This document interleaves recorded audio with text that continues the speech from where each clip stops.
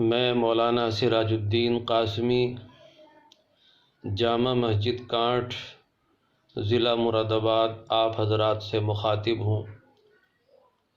اور 2-3 باتیں آپ حضرات کی خدمت میں عرض کرنی چاہتا ہوں۔ آپ لوگ جانتے ہیں رمضان المبارک کا مہینہ بالکل نزدیک آ چکا ہے اور اس مہینے میں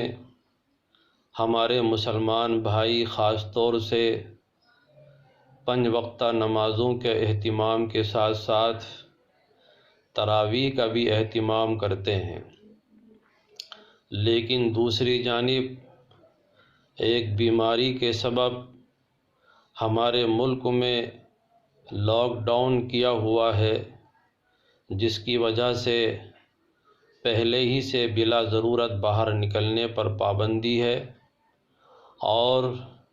ہمارے یہاں مسجدوں میں بھی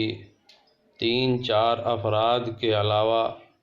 زیادہ نماز پڑھنے پر بھی پابندی ہے اور ماشاءاللہ ہمارے مسلمان بھائی اس پر عمل بھی کر رہے ہیں۔ لیکن اب رمضان کے تعلق سے بھی یہ بات عرض کرنی ہے کہ جیسے اب تک ہم لوگ اپنے اپنے گھروں پر نماز کا اہتمام کر رہے ہیں، کرتے رہیں اور اسی کے ساتھ ساتھ تراویح کا اہتمام بھی ہم اپنے گھروں پر ہی کریں، مسجد میں آنے کی کوشش نہ کریں۔ مسجد میں صرف امام اور مؤذن کے ساتھ 1-2 آدمی جماعت سے نماز پڑھتے رہیں گے جیسا کہ پڑھتے چلے آ رہے ہیں۔ اور دوسری بات یہ بھی ہے کہ افطار کا اعلان ہو جائے، ختم سحری کا مسجد سے اعلان ہو جائے اور سحری میں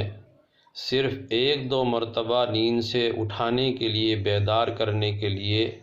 اعلان کر دیا جائے، باقی اس سے زیادہ جو ہے اعلانات کرنے سے پرہیز کیا جائے۔ اور ایک تیسری بات یہ ہے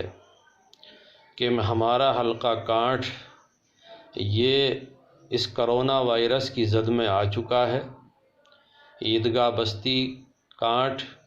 اور ہمارے پاس میں دوسری بستی گڑھی کے اندر کچھ مریض پائے گئے ہیں، ان میں یہ بیماری پازیٹیو آئی ہے، لہذا ہمیں ہر حال میں جو سرکار کی طرف سے گائیڈ لائن دی گئی ہے اس کا پالن کرنا چاہیے اور ان ہدایات پر عمل کرنا ضروری ہے۔ ہم بلا ضرورت گھروں سے باہر نہ نکلیں اور اسی طریقے سے اپنی عبادت اپنے گھروں پر رہ کر ادا کریں۔ انتظامیہ اور پرشاسن کا ہم ساتھ دیں، تعاون کریں اور کسی طرح کے کسی قانون کا النگھن ہماری جانب سے ہرگز نہیں ہونا چاہیے۔ ہمارے بڑے بڑے علماء، بڑی بڑی تنظیمیں بھی یہ بات کہتی چلی آ رہی ہیں اور میں بھی تمام مسلمانوں سے، خاص طور سے اپنے حلقے کے مسلمان بھائیوں سے گزارش کرتا ہوں کہ وہ اس موقع پر ان تمام ہدایات اور پابندیوں کا خیال رکھیں جو حکومت کی طرف سے دی جا رہی ہیں اور اسی طریقے سے ہمارے علماء کی طرف سے ہم کو بتلایا جا رہا ہے۔ کسی طرح کی قانون شکنی اور کسی طرح کے قانون کا النگھن ہماری طرف سے نہیں ہونا چاہیے۔